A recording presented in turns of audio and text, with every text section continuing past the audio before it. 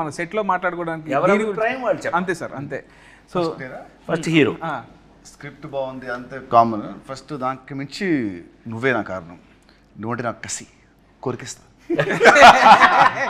ఓ వీళ్ళిద్దరి మధ్య ఇంత ఉందా? అంటే అన్నదమ్ముల అనుబంధం, ప్యూర్లీ అన్నదమ్ముల అన్నదమ్ముల మధ్యన కూడా కసి కొరకటాలు ఇదే ఫస్ట్ టైం చూడటం. ఏదేమైనా ఇదొక రకం. వెంకీ నిన్ను కొలికెత్తాను కానీ చాలా ఎఫెక్షనేట్గా ఉంటారు వీళ్ళు.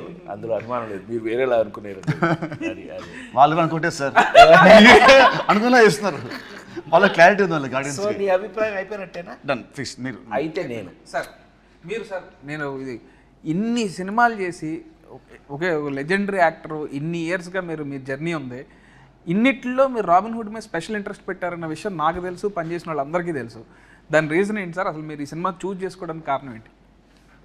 నేను వెంకీ రైటర్ డైరెక్టర్గా తను నాకు వచ్చి, సార్ మీకు ఒక స్పెషల్ క్యారెక్టర్ రాశాను ఇందులో, ఈ కథ వినండి అని చెప్పినప్పుడు నాకు టోటల్ మీద నాకు అనిపించింది ఏంటంటే, రాబిన్ హుడ్ అనగానే మనందరికీ గుర్తొచ్చేది ఏంటి? రాబిన్ హుడ్ అనగానే ఇంగ్లీష్లో ఒక క్లాస్ దొంగ. ఏడు దొంగని హీరో పెట్టి ఇతను ఏం కథ చేస్తాడని, సరే నువ్వు కథ చెప్పానన్నా. అంటే మన అభిప్రాయం మంది కదా, కథ చెప్పానన్నా. చెప్పాడు.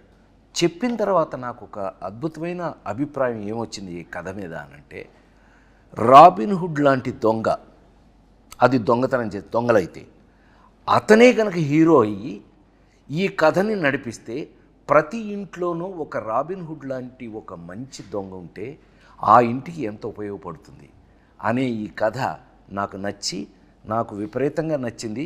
ఇది ఒక సీన్ చెప్పమన్నా, ఇప్పుడు నేను ఆ సీన్ మీకు చెప్పారంటే ఇప్పుడే థియేటర్కి వెళ్తారు మీరు. ఇప్పుడు వెళ్ళకండి, 28ని వెళ్ళాలి. ఆ సీన్ విన్న దగ్గర నుంచి తను ఎంత బాగా రాసుకున్నాడో నాకు అర్థమైంది.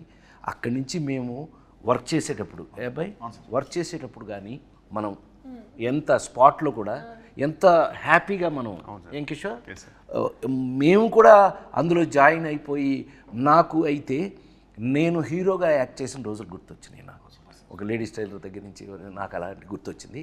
అందుకని నేను ఇష్టపడి ఈ సినిమా చేశాను. ఓకే.